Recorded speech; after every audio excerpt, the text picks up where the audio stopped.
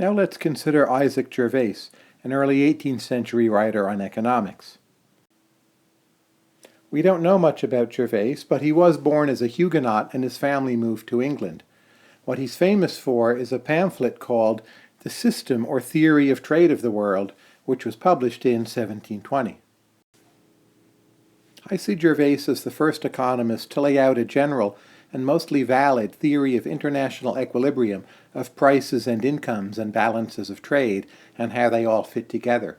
This is sometimes called in the literature the price-specie flow mechanism. Before Gervaise, hardly anyone understood this stuff, so it's actually remarkable how big an advance he made in one short pamphlet. He starts with some basic insights, including what we might now call the law of one price. That is, under free trade, prices in different nations or regions, they will tend to equalize because of the trade. Gervaise held that money is distributed in rough proportion to the population of a nation. Today we might say in proportion to the size of that nation's economy. Keep in mind, this is a world here with a gold standard and fixed exchange rates, at least for the countries Gervaise was talking about. And to the extent your country had more population or more economic activity, well, to that extent it would attract in more money. The key parts of the pamphlet are the comparative statics. So, for instance, he considers the question, what happens if credit goes up in one country, as a kind of thought experiment? And he notes quite correctly that in that country, prices will go up, prices, P here, and also in that same country, nominal incomes will go up. The real advance is that he understood how that would bring about a subsequent re-equilibration. For instance, in this home country, now that prices have gone up, well, how does that change relative price ratios? It means it is harder for that country to export, and the higher incomes in that country mean that people have more to spend, and they are more likely to import commodities from abroad.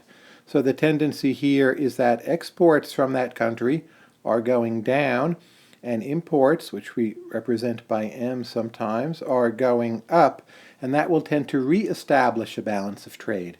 What's really neat about the exposition is that Gervaise sees both a price effect from the change in relative prices and an income effect from the higher incomes in the country where credit has first gone up. In the longer run, he saw that both the price increases and the credit expansion would end up spread across borders, and they would affect many countries until some kind of equilibrium was restored. Gervaise considered a number of different scenarios, but in general he told stories where gold flows until an equilibrium of prices and incomes is restored, and he had a pretty clear concept of equilibrium, and he also understood the difference between analyzing the final states he was talking about and the dynamic processes which brought you to those final states. And for 1720, this was really remarkably sophisticated.